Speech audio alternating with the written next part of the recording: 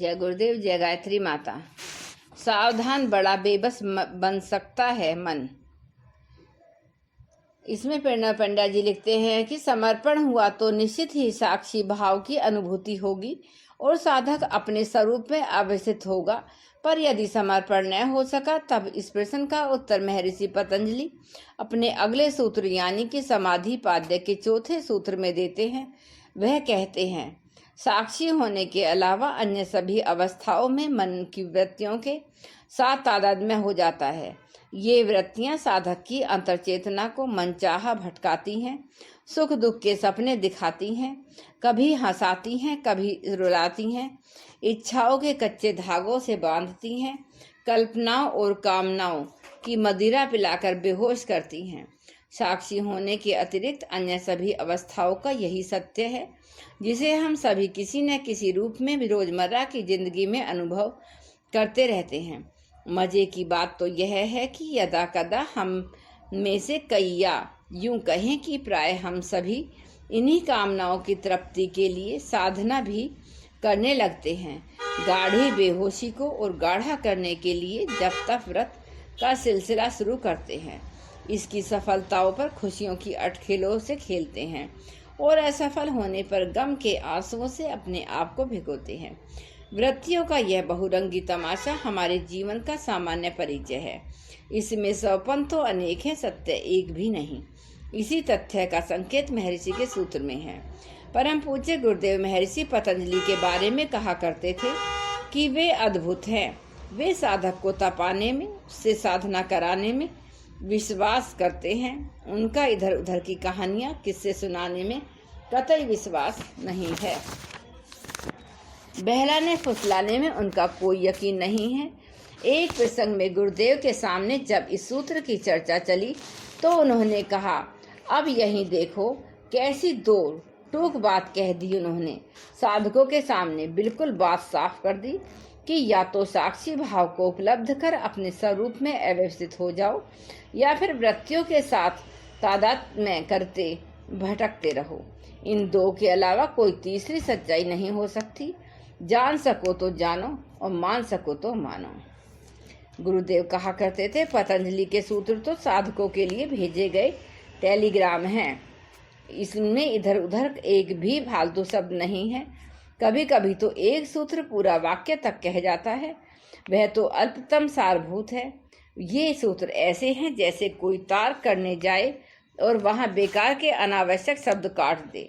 तार का मतलब ही यही है कि कम से कम शब्दों में संपूर्ण संदेश कह दिया जाए।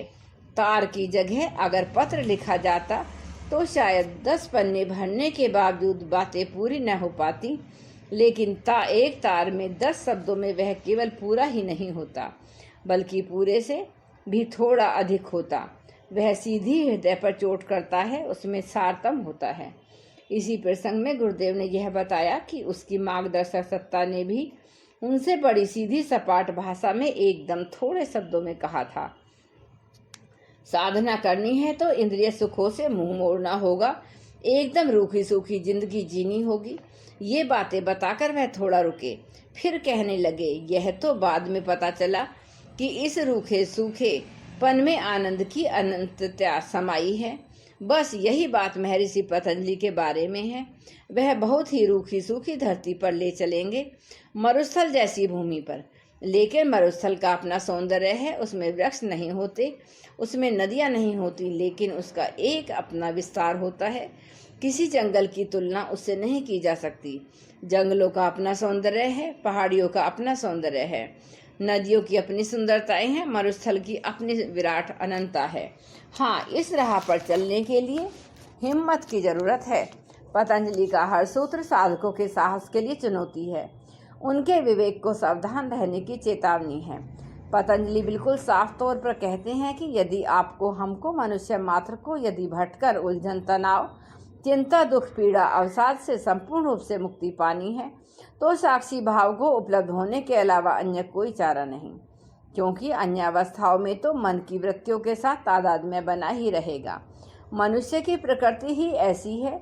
यह बात किसी एक पर नहीं, किसी व्यक्ति विशेष पर नहीं, लागू होती। बात तो सारे मनुष्यों के लिए कही गई है।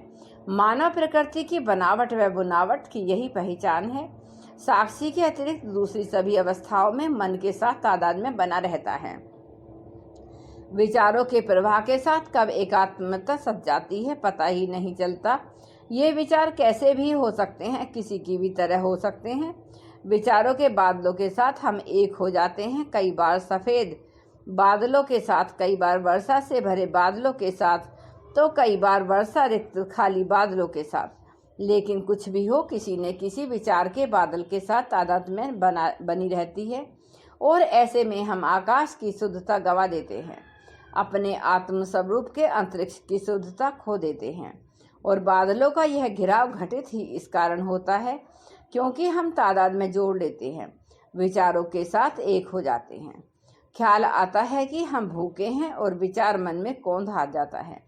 विचार इतना भर है कि पेट को भूख लगती है, बस उसी क्षण हम तादाद में स्थापित कर लेते हैं। उसकी आसक्ति से घिर जाते हैं। हम कहने लगते हैं कि मैं भूखा हूँ, मुझे भूख लगी है। मन में तो भूख का विचार भर आया था, पर हमने उसके साथ तादाद में बना लिया कि हम कहने लगे मुझे भूख लगी है। बस यही तादाद में है। ऐसी बात नहीं कि ज्ञानियों को, योगियों को, साधकों को, सिद्धों को भूख महसूस नहीं होती। भूख तो वे भी महसूस करते हैं। बुद्ध भी भूख महसूस करते थे, पतंजलि भी भूख महसूस करते हैं।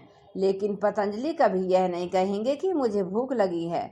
वे तो बस इतना कहेंगे कि शरीर भूखा है। वे कहेंगे मेरा पेट भूख महसूस कर रहा है। बुद्ध कहेंगे भूख तो मेरे पेट में है, मैं तो केवल साक्षी भर हूँ।